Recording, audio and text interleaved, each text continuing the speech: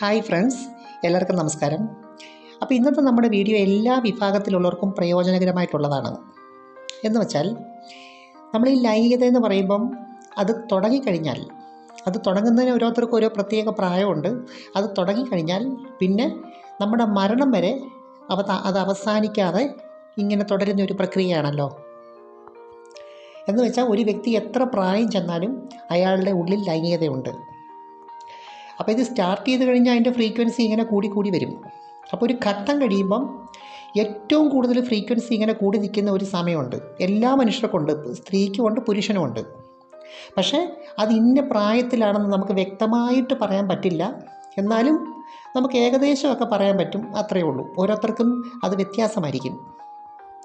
അപ്പോൾ ഇത് ഏറ്റവും കൂടി നിൽക്കുന്ന സമയത്താണ് ആൾക്കാർ പലരും ഈ പല പല ബന്ധങ്ങളിലേക്കും അതുപോലെ തന്നെ പല പല രീതിയിലുള്ള ഇതിന് വൈവിധ്യങ്ങൾ കണ്ടെത്താനൊക്കെ നോക്കുന്നത്.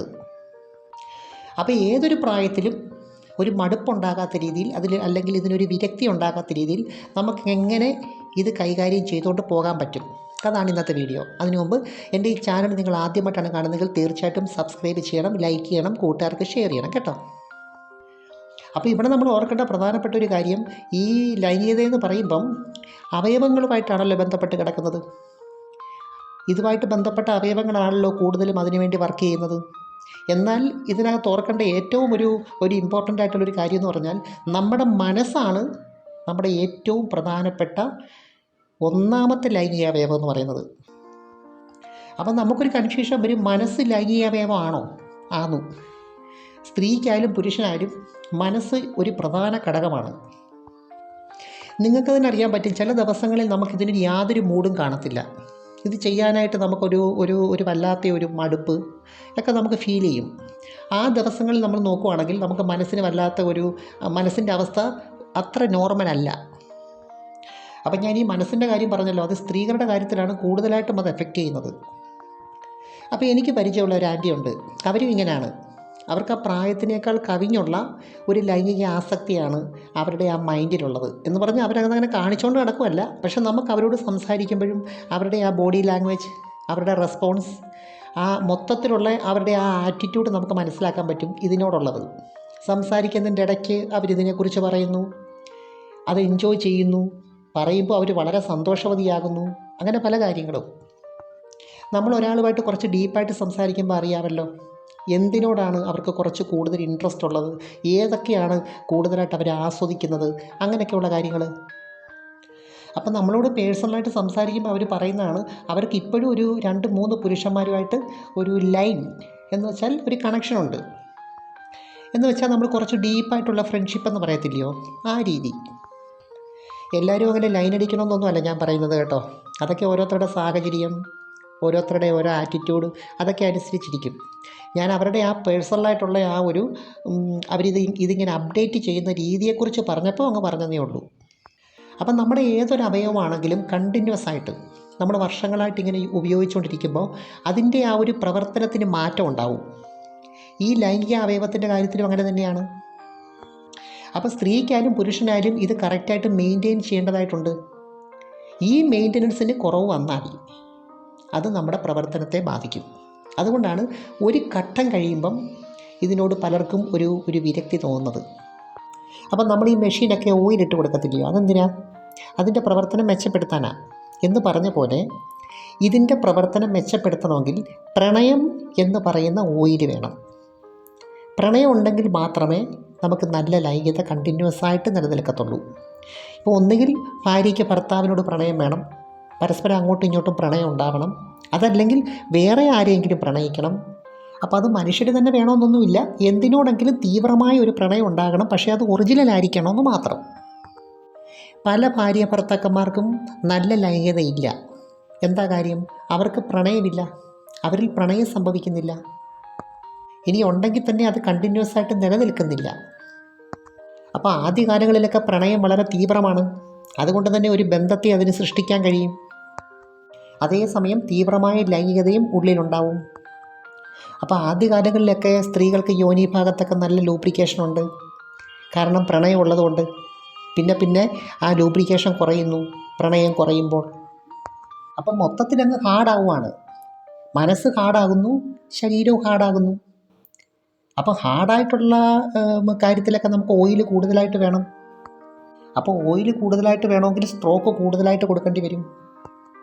അപ്പോൾ ഓർക്കേണ്ട പ്രധാനപ്പെട്ട ഒരു കാര്യം ഇതാണ്: ഉള്ളിൽ തീവ്രമായ പ്രണയം സൂക്ഷിക്കുക, എന്തിനോടെങ്കിലും ആരോടെങ്കിലും.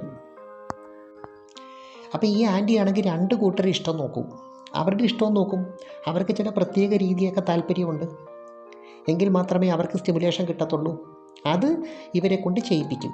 അതുപോലെ തന്നെ മറ്റവർക്ക് എന്താ ഇഷ്ടം അത് ചെയ്തു കൊടുക്കുകയും ചെയ്യും. അതുപോലെ തന്നെ ഇവർക്ക് ആ പുരുഷന്മാരുടെ അവയവത്തിനോട് ഒക്കെ ഒരു പ്രത്യേക ഇഷ്ടവും സ്നേഹവും ഉണ്ട്. അവരെ സംബന്ധിച്ച് അതിനോടുള്ള ആറ്റിറ്റ്യൂഡൊക്കെ വളരെ പോസിറ്റീവാണ്. പ്രത്യേകിച്ച് നമ്മൾ ഓർക്കേണ്ട ഒരു പ്രധാനപ്പെട്ട കാര്യം, ലൈംഗികതയുടെ ഏറ്റവും വലിയ ശത്രു എന്ന് പറയുന്നത് നെഗറ്റീവായിട്ടുള്ള വിചാരങ്ങളാണ്. ഈ വിചാരങ്ങളാണ് വികാരങ്ങളെ ബാധിക്കുന്നത്. അപ്പോൾ അവർ ഈ സംസാരിക്കുമ്പം അവർ 1-2 പേരുടെ ഈ അവയവങ്ങളെക്കുറിച്ചൊക്കെ വർണ്ണിച്ച് നമ്മളോട് പറയുമ്പം നമുക്ക് തന്നെ മനസ്സിലാക്കാൻ പറ്റും അവരുടെ അതിനോടുള്ള ആ ഒരു ആസക്തി. ഇപ്പം നമ്മൾ പങ്കാളികളെ നോക്കുവാണെങ്കിൽ തന്നെ നല്ല രീതിയിൽ ലൈംഗികത ചെയ്യുന്നവരുടെ ഇടയിൽ ഒരു പോസിറ്റീവ് വൈബുണ്ട്. അത് ഈ പ്രായമായി എന്ന് പറഞ്ഞുകൊണ്ടൊന്നും അതിൻ്റെ ക്വാളിറ്റി ഒന്നും മാറത്തില്ല. അതെന്തുകൊണ്ടാണ് മാറാതിരിക്കുന്നത്? പുരുഷൻ പുരുഷൻ്റേതായ രീതിയിൽ അപ്ഡേറ്റ് ചെയ്യണം. അവനവൻ്റെ ഫാൻറ്റസിയെ നോക്കി അവന് ഇങ്ങനെയൊക്കെയുള്ള കാര്യങ്ങളെക്കുറിച്ച് പോസിറ്റീവായിട്ടുള്ള ഒരു ഔട്ട്ലുക്ക് ഉണ്ടാക്കിയെടുത്ത് അവൻ അതിനു വേണ്ടി വർക്കൗട്ട് ചെയ്യണം. അതുപോലെ സ്ത്രീ ആണെങ്കിലും അവരുടെ ഭാഗം അവർ ക്ലിയർ ചെയ്യണം. ഇപ്പോൾ എല്ലാ കാര്യങ്ങളും ഇപ്പം നമുക്കങ്ങ് ഷെയർ ചെയ്യാനൊന്നും പറ്റില്ല. പക്ഷേ ഒരു സ്ത്രീയെ സംബന്ധിച്ച് അവരുടെ ശരീരത്തിനെ കെയർ ചെയ്യുകയും അതിനെ ഇങ്ങനെ പോഷിപ്പിച്ചുകൊണ്ട് വരികയും ചെയ്യേണ്ട റെസ്പോൺസിബിലിറ്റി അവർക്ക് തന്നെയാണ്. അപ്പോൾ പുരുഷൻ നന്നായിട്ട് പണിയെടുക്കണമെങ്കിൽ സ്ത്രീ വിചാരിച്ചാൽ മതി.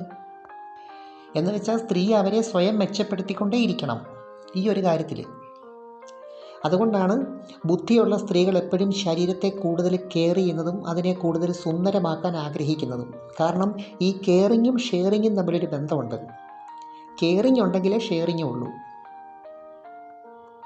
അപ്പോൾ ഈ മടുപ്പ് വരാതിരിക്കാനായിട്ട് നമ്മളിവിടെ ഓർക്കേണ്ട പ്രധാനപ്പെട്ട ഒരു കാര്യം, ചെയ്യുന്ന രീതിക്ക് കാലാകാലങ്ങളിൽ മാറ്റം ഉണ്ടാക്കിയെടുക്കണം. അത് അപ്ഡേറ്റ് ചെയ്തുകൊണ്ടിരിക്കണം. അതുപോലെ തന്നെ നമ്മൾ രണ്ടാമത്തെ ഒരു പ്രധാനപ്പെട്ട ഒരു കാര്യം ഓർക്കേണ്ടത് പ്രണയം. അപ്പോൾ ഉള്ളിൽ പ്രണയം ഉണ്ടെങ്കിൽ തീർച്ചയായിട്ടും ലൈംഗികത ഉണ്ടാവും. ഇപ്പോൾ ഭാര്യയ്ക്ക് ഭർത്താവിനോട് പ്രണയം ഉണ്ടെങ്കിൽ തിരിച്ചുമുണ്ടെങ്കിൽ തീർച്ചയായിട്ടും അവിടെ ലൈംഗികത ഉണ്ടാവും. പ്രണയം എപ്പോൾ ഇല്ലാതാകുന്നു, ലൈംഗികത അവിടെ കുറഞ്ഞു വരും. പ്രത്യേകിച്ച് സ്ത്രീകളെ സംബന്ധിച്ച് പ്രണയവും ലൈംഗികതയും തമ്മിൽ വളരെയേറെ ബന്ധമുണ്ട്. കാരണം ഈ പ്രണയിക്കുമ്പോൾ ഉണ്ടാകുന്ന ഹോർമോൺ ഉണ്ടല്ലോ, അത് അവരുടെ ലൈംഗികതയെ നന്നായിട്ട് ബൂസ്റ്റപ്പ് ചെയ്യുന്നുണ്ട്. പിന്നെ പ്രത്യേകിച്ചൊന്നും അവർ ചെയ്യാനില്ല, ബാക്കിയെല്ലാം ഓട്ടോമാറ്റിക്കായിട്ട് നടന്നോളും. പ്രണയം മാത്രം കീപ്പ് ചെയ്താൽ മതി. അതുപോലെ മൂന്നാമത്തെ ഒരു കാര്യം, നിങ്ങളുടെ ശരീരം എന്താണ് ഡിമാൻഡ് ചെയ്യുന്നത്? ഓരോ സമയങ്ങളിൽ ശരീരം ഓരോന്ന് ഡിമാൻഡ് ചെയ്യും. അത് ശ്രദ്ധിക്കണം. കാരണം ശരീരത്തിന് നമുക്ക് നേരിട്ട് നമ്മളോടൊന്നും പറയാൻ പറ്റില്ല. പക്ഷേ ചില ലക്ഷണങ്ങളോടുകൂടി അത് നമുക്ക് കാണിച്ചു തരും. ഇപ്പോൾ ഉദാഹരണത്തിന് വിശക്കുമ്പോൾ ശരീരം കാണിക്കുന്ന കുറച്ച് ലക്ഷണങ്ങളുണ്ട്. അത് ശരീരം പ്രകടിപ്പിക്കും. അപ്പം അത് സ്വാഭാവികമായിട്ട് നമ്മളത് സാറ്റിസ്ഫൈ ചെയ്യുന്നില്ലേ എന്ന് പറഞ്ഞ പോലെ ഇതും ഒരു വിശപ്പാണ്. അപ്പോൾ ഇവിടെ ഈ ആൻറ്റിയെ സംബന്ധിച്ച് അവർക്ക് വിശക്കുമ്പോൾ എന്താണോ തിന്നേണ്ടത് അത് അവർക്ക് നന്നായിട്ടറിയാം. അതവർ നന്നായിട്ട് തിന്നുകയും ചെയ്യും. അപ്പോൾ എനിവേ, നമുക്ക് മറ്റൊരു വീഡിയോ കൂടെ വീണ്ടും കാണാം. അപ്പോൾ ലൈക്ക് ചെയ്യണം, സബ്സ്ക്രൈബ് ചെയ്യണം, കൂട്ടുകാർക്ക് ഷെയർ ചെയ്യണം കേട്ടോ. Thanks for watching. See you next time. By.